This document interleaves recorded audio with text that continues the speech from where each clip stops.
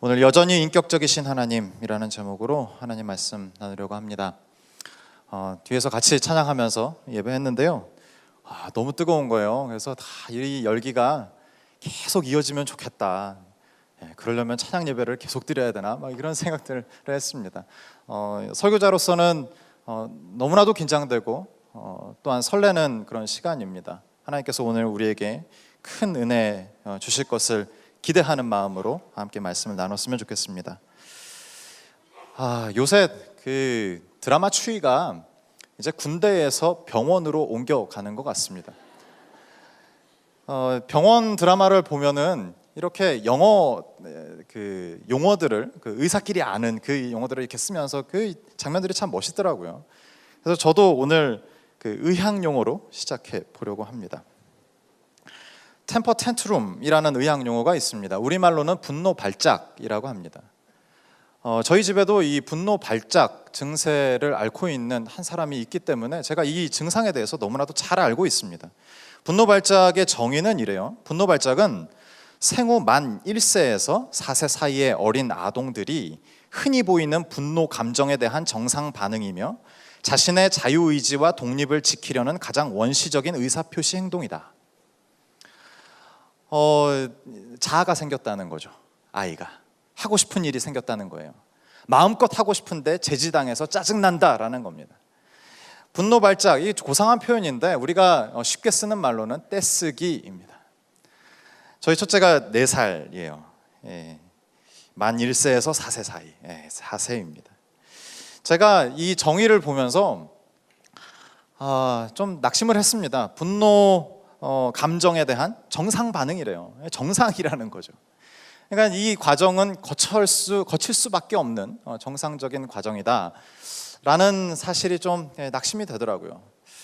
제가 그 휴가 기간을 같이 가족들과 보내면서 저희 사역반 집사님들 그리고 작년 재작년 또 우리 제자반 집사님들이 하셨던 그 말씀이 마음에 확 와닿습니다.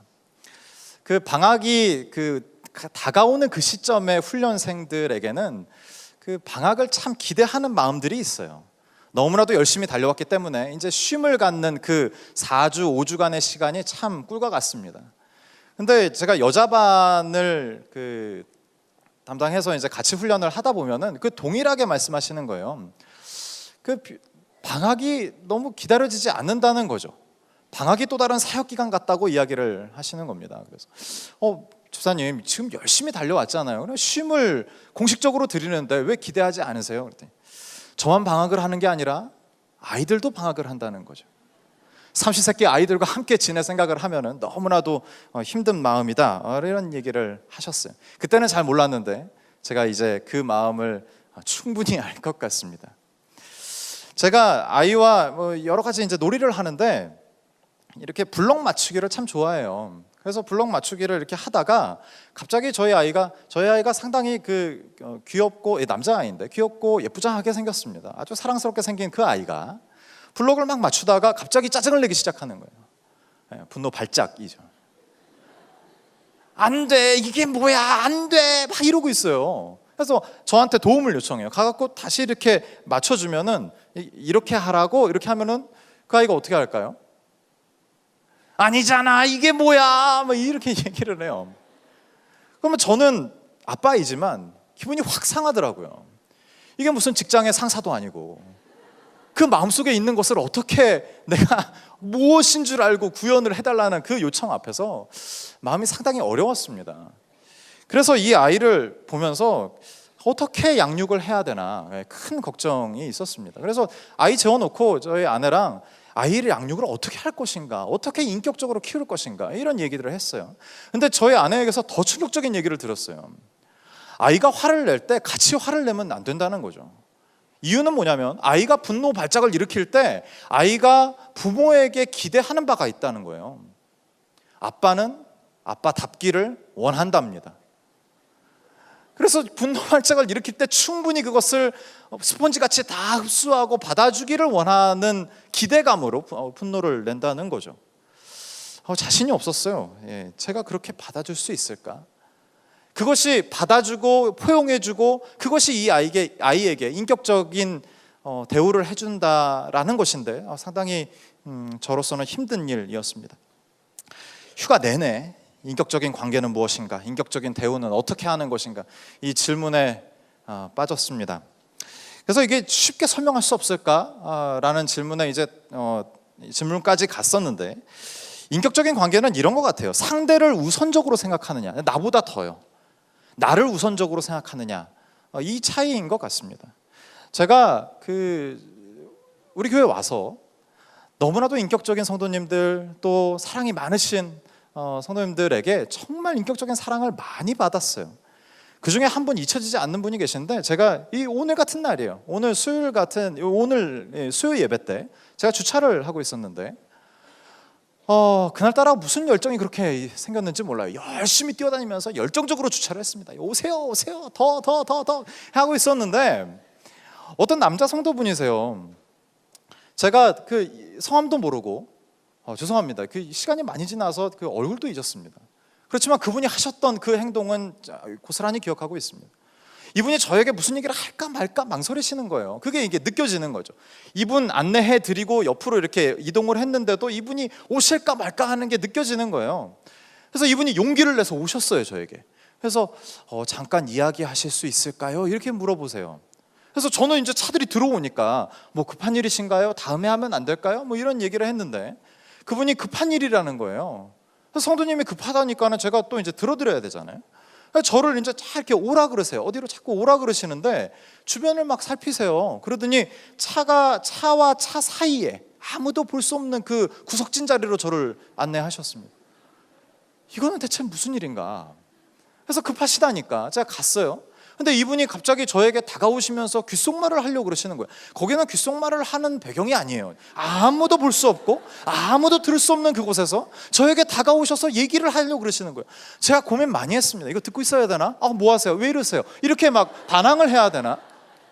근데 그분이 오시는데 제가 뭐 어쩔 수가 없었어요. 그래갖고 듣고 있었습니다. 그분이 아주 조그만하게 저의 귀에다가 이렇게 말씀하셨어요. 남대문 열렸어요. 제가 그때야 정신이 번쩍 나왔고, 남자들이 잠그고 그분은 7시 반 되셔갖고 열심히 막 이렇게 부랴부랴 가시는 그 뒷모습에 제 마음에 우러나오는 감사를 엄청 크게 표현했습니다. 감사합니다. 한 번으로 안 돼갖고 2번 했어요. 감사합니다. 그렇게 인격적일 수 있을까? 그냥 가도 되잖아요. 그렇지만 상대를 더 생각해서 수치를 당할까봐 그 늦은 시간이 됐음에도 불구하고, 임박한 시간에도 그 시간을 내서 용기를 내서 와서 남대문 열렸다고 이야기해 주시는 그 인격적인 그 경험, 그 대우를 받은 경험이 있습니다. 좀 상반된 경우인데, 저희 어머니에게 드렸던 말씀입니다. 제가 저희 어머니를 정말 존경했어요. 어렸을 때는 거의 신과 같은 존재로 여겼습니다. 하나님이셨어요. 제가 모태신앙입니다. 그리고 주일학교 수련회 뭐 꼬박꼬박 갔죠.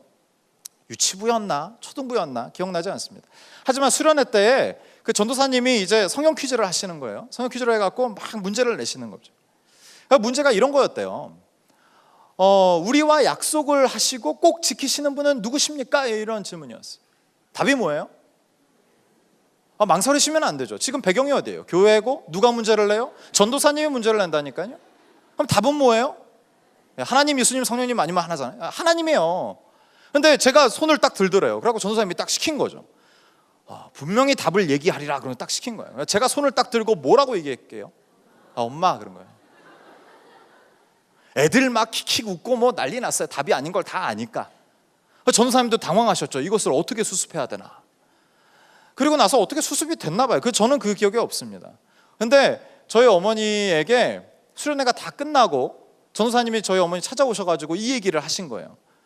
진호가 성경 퀴즈 냈더니 그 약속을 꼭 지키시는 분이 누구십니까? 이 질문에 엄마라고 대답했어요, 집사님. 제가 그 대답을 듣고 많은 생각을 했습니다. 전도사님이 하시는 얘기예요. 제 아이들에게 이 질문을 내면 뭐라고 대답할까? 이런 그 생각을 하셨다는 거죠. 근데 이런 어머니예요. 저에게는 완벽하고 하나님 같은 존재였다고요. 약속하시면 꼭 지키시는 분, 저를 인격적으로 사랑하시는 분. 근데 제가 고등학교 때 어머니에게 들은 한마디가 있어요. 공부 열심히 안 했습니다. 예, 친구들이 너무 좋고 노는 게 너무 좋아서 고등학교 시절에 만났던 그 친구들이 이게 참 귀하고 그 관계들이 참 좋았습니다. 그래서 이게 노는 게 바빠가지고 공부를 안 하고 있으니까 어머니가 어느 날 저를 부르셨어요. 그래갖고 저에게 하시는 말씀이 진호야, 엄마는 지금 너에게 투자하고 있는 거야, 이러신 거예요. 저의 머리가 막 혼란스러워졌어요. 어지러워졌어요. 아니, 이분이 지금 무슨 얘기를 하는 거야? 투자를 하고 있다고? 어머니가 나에게 투자를 하고 있다고? 그러면 저분은 투자자고 나는 투자를 받는 사람이고, 그럼 나의 인생은 내 것이 아니고 투자를 하신 분의 그 뜻대로 살아가야 되는 인생인데, 그럼 우리의 관계는 이건 무슨 관계지? 인격적인 사랑의 관계인가? 그래서 제가 그 말씀에 너무나도 큰 상처와 상심을 했던 기억이 있습니다.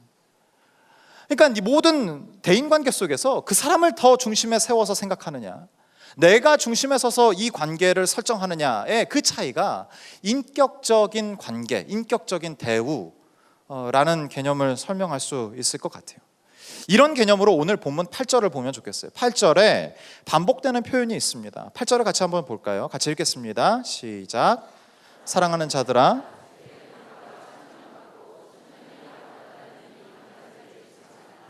오늘 본문의 배경을 이 구절로 좀 살펴보려고 합니다. 여기에 하루, 천년, 천년, 하루 뭐 이런 이 단어들이 나와요. 시간 개념을 다루고 있다는 말이죠. 베드로 사도가 이제 말세의 고통에 처해 있는, 고통을 호소하는 성도들에게 보낸 편지예요. 힘들다는 거죠. 주님은 언제 오시냐는 거예요. 고통이 너무나도 극심하니까 주님이 오셔서 그냥 다 끝내주셨으면 좋겠다, 그런 사람들도 있었고, 너무 고통이 심하니까 믿음을 저버리는 사람도 많았던 것 같습니다. 그래서 베드로가 베드로 후서를 그들에게 보냈어요. 주님이 곧 오시니까 좀 참고 우리의 믿음을 지키자라는 것이 베드로 후서의 주제입니다.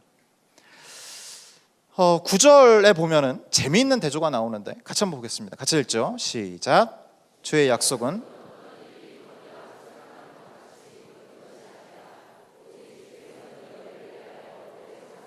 아무도 멸망하지 아니하고 다 회개하기에 이르기를 원하시니라.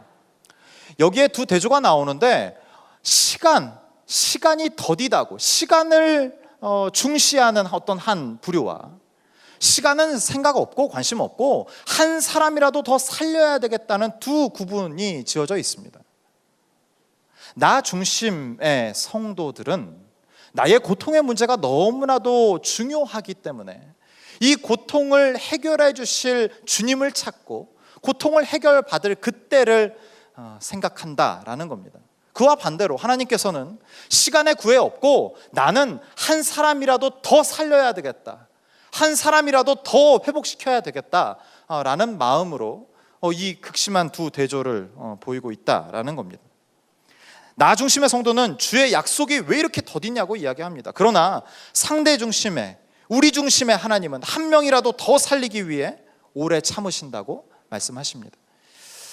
하나님의 오래 참으심을 베드로 전서에는 노아의 방주 사건으로 기록하고 있습니다. 베드로전서 3장 20절인데 같이 보겠습니다. 시작. 그들은 전에 노아의 날 방주를 준비할 동안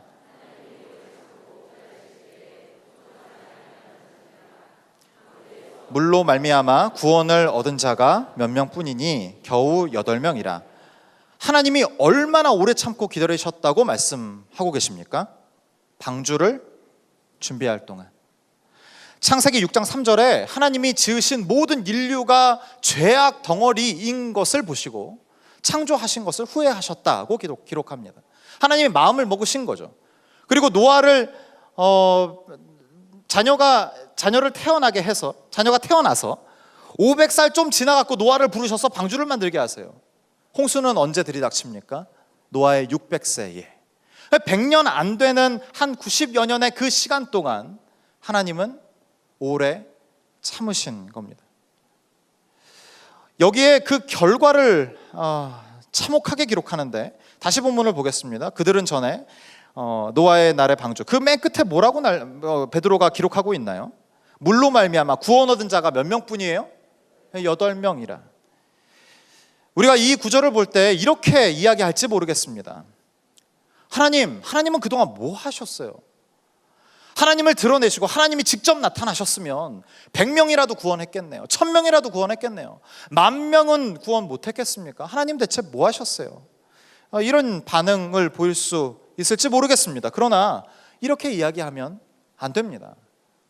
하나님은 심판을 예고하셨고 노아를 통해 방주를 만들어서 그때 사는 모든 사람들을 90여 년 동안 보게 하셨고, 하나님의 계획을 중간에 이 사람들이 회개하지 않는다고 감정 따라 틀어버려서 취소하지 않으셨다는 겁니다. 오래 참으시는 하나님을 기억해야 한다는 것입니다.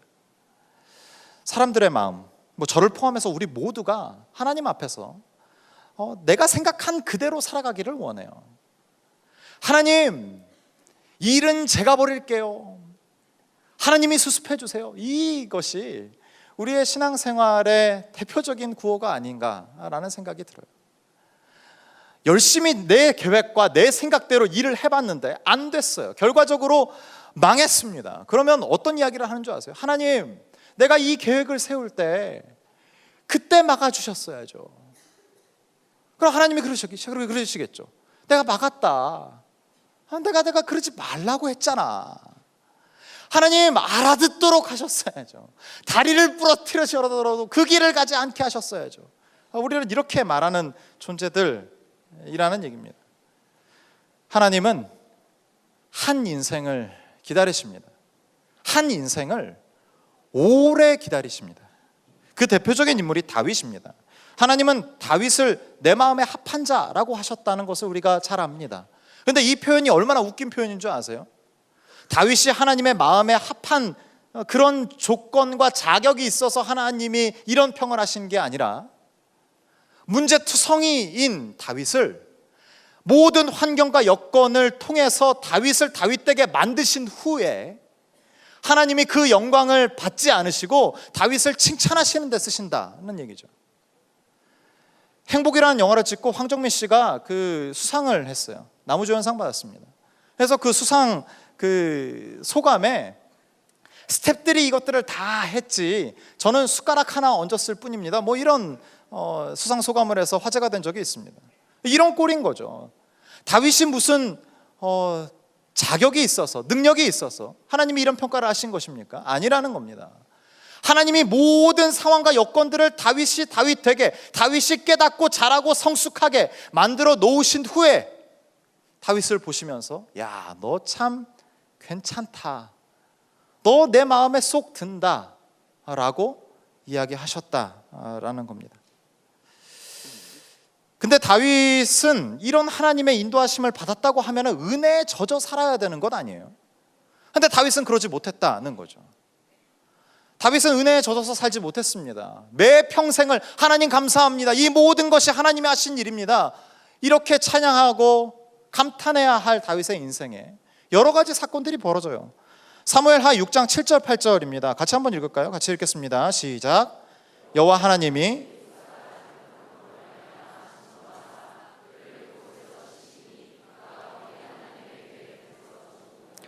여호와께서 우사를 치심으로 다윗이 분하여 그곳을 베레사 우사라 부르니 그 이름이 오늘까지 이르니라. 다윗이 블레셋을 치고 빼앗겼던 궤를 찾아옵니다. 이스라엘 사람들은 궤가 이 정해진 사람이 메고 와야 함에도 불구하고 그냥 이방 사람들이 했던 그 방식대로 수레에 가지고 와요. 하나님이 여기에 진노하셨습니다. 진노하시는 그 하나님과 동일하게 다윗도 분노하고 있습니다. 이 구절 다시 한번 볼까요? 다시 한번 띄워주시면 좋겠습니다. 6장 7절, 8절에 표시를 해놨는데 여기에 하나님이 진노하사, 그 다음 구절이요, 다윗이 분하여. 진노하사 분하여가 같은 단어예요. 성경 기자는 뭘 의도하는 걸까요? 하나님도 진노하셨지만 다윗도 화냈다는 거예요. 하나님의 진노의 이유는 무엇입니까? 이해가 가는 진노입니다. 이해가 가는 화예요. 이 백성들이 철저하게 나를 무시하는구나, 나를 멀리 하더니 내 말을 다 까먹었구나, 지 방식대로 나를 예배하자고, 나를 모시자고 그렇게 하는 것들이 내가 참 마음이 아프다, 이런 마음과 이 모든 진노의 결과를 통해서 다윗을 돌이켜 모든 이스라엘 백성들이 하나님을 찬양하고 다시금 돌이킬 수 있도록 의도적인 하나님의 화였다는 겁니다. 이런 반면에 다윗의 화는 하나님의 화와 성격이 달라요. 다윗의 화는 아무런 이유가 없습니다. 자신의 열심으로 하나님을 기쁘시게 하려는 거였죠. 교회를 모셔오고 하나님의 임재를 초청하는 이것을 하면 하나님이 얼마나 기뻐하시겠는가? 자신의 판단이었다고, 자신의 기준이었다고요. 근데 자신의 기준대로 하나님을 모시고 하나님을 행복하게 기쁘게 해드리려고 했는데 하나님께서 그것을 받지 아니하시니까 분노가 난 거죠. 창세기 3장에 가인이 생각나지 않으세요? 내 방식대로, 내가 생각한 대로 하나님께 영광을 올려드렸더니 하나님이 받지를 않으세요. 받지 않으시는 하나님의 그 모습과 태도 때문에 마음에 분노가 생겨요. 이 분노가 올바른 분노입니까? 이 분노의 수준도 너무나도 낮은 거죠. 분노 발작적 수준의 화입니다. 안 돼, 안 되잖아, 안 받으시잖아, 나보도록 어떻게 하라고. 다윗이 이 후에 어떤 행동을 하는 줄 아십니까? 원래의 궤를 모셔올 때의 다윗의 의도가 뭐예요? 하나님의 임재를 초청하는 거였잖아요. 근데 초청하는 그 상징인 궤를 오베네돔의 집에 버려버립니다. 언제까지 버려둘까요? 9절 한번 볼까요?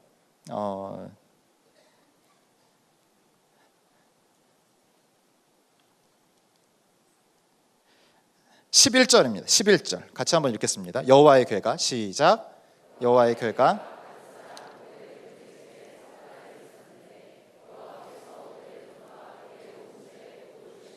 이 궤가 오베네돔 집에 며칠을 있어요? 석 달을 있어요. 하나님께서 석 달 동안 기다리십니다. 참으세요. 오래 참으십니다. 석 달 동안 뭐 하시냐?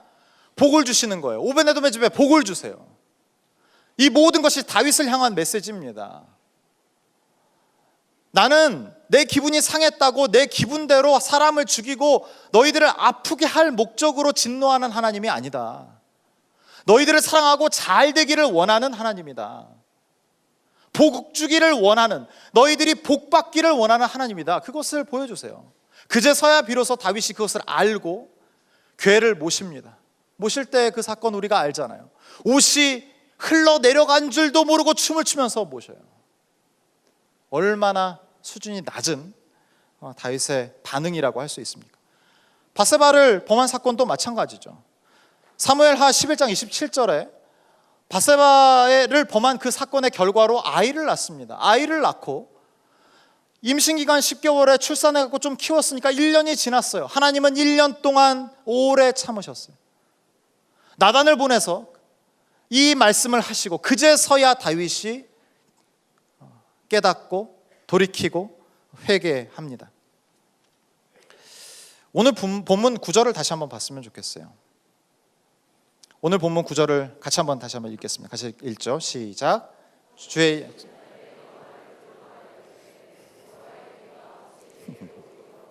제가 훅 넘어갔더니 방송실에서 당황하셨을 거예요. 베드로후서 3장 9절입니다. 거의 마지막 부분이요. 감사합니다. 9절 같이 한번 읽겠습니다. 시작.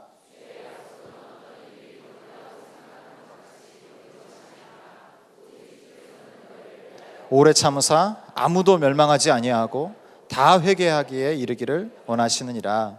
여기에 너희를 대하여 아무도 다 지칭하는 이 단어에 우리는 예외입니까? 이 구절은 아직까지 주님을 모르고 아직까지 주님이 주 되신 것을 모르고 구원을 모르는 불신자들을 위한 메시지냐는 질문입니다. 너희를 대하여 아무도 다 이 지칭에 우리도 들어가는 줄 믿습니다. 하나님은 우리를 부르셨던 그 지점에서만 인격적으로 우리를 대해 주시는 분이 아니라 믿고 하나님의 자녀로 살아가는 이 모든 과정에서 우리를 인격적으로 대해 주십니다. 여전히 참고 계신다는 거예요. 우리가 자녀가 된 이후에 하나님을 언제 한번 속 시원하게 하나님을 기쁘시게 한 적이 언제입니까? 하나님의 자녀가 됐으면 자녀가 된 그 자체만으로 부모에게는 기쁨이죠. 그렇지만 우리가 마음을 다하여서 하나님을 사랑한 적이 언제입니까? 아직도 우리의 생각대로, 우리의 마음대로, 우리의 계획대로 가는 것이 우리의 삶의 많은 부분이지 않습니까? 그럼에도 불구하고 하나님은 여전히 인격적이셔서 우리를 기다리시고 참아 주시고 계시는 것입니다. 바울의 고백을 기억하십니까? 자신을 죄인 중에 괴수라고 했어요. 디모데전서 1장 15절인데 제가 읽을게요. 믿보다 모든 사람이 받을 만한 이 말이요, 그리스도 예수께서 죄인을 구원하시려고 세상에 임하셨다 하였도다. 죄인 중에 내가 괴수니라. 바울이 자신을 가리켜서 죄인 중에 괴수래요. 이 고백을 할 수 있었던 원동력이 대체 뭘까요? 이런 깊이 있는 주의 사역을 바울처럼 열정적으로 열심을 낸 사람이 있을까요? 그렇지만 자신을 가리켜서 죄인 중에 괴수라고 합니다. 그 답이 14절에 있더라고요. 14절 같이 한번 읽겠습니다. 시작. 우리 주의 은혜가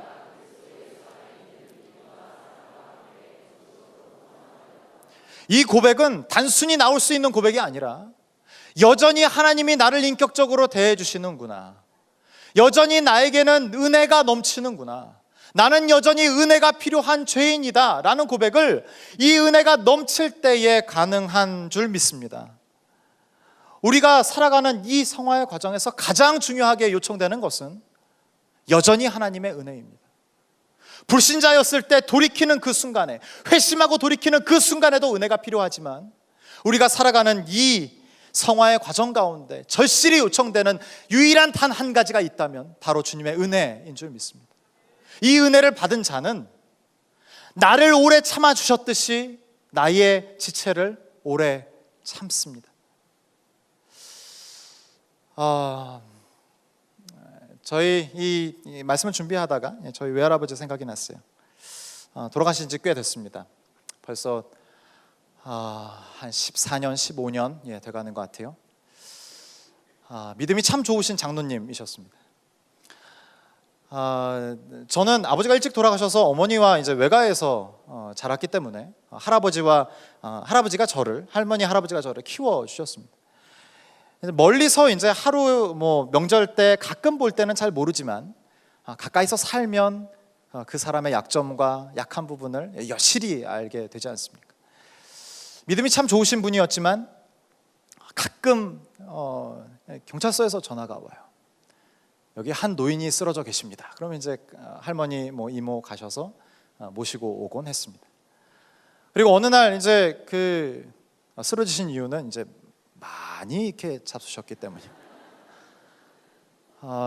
다른 부분은 너무나도 존경스럽고 저를 너무 사랑하시는 할아버지이셨어요. 근데 그 부분이 너무나도 마음에 들지 않고 저에게는 큰 시험거리였습니다. 장로님이 왜 저래? 왜 저렇게 과음을 하실까? 꼭 이제 들어오시면서 술이 거나하게 취하시면 꼭 저를 찾으세요. 진호 어딨어, 진호? 그러면 전 너무 무서우니까 이제 식탁 밑으로 들어가서 막 숨어 있는 거예요.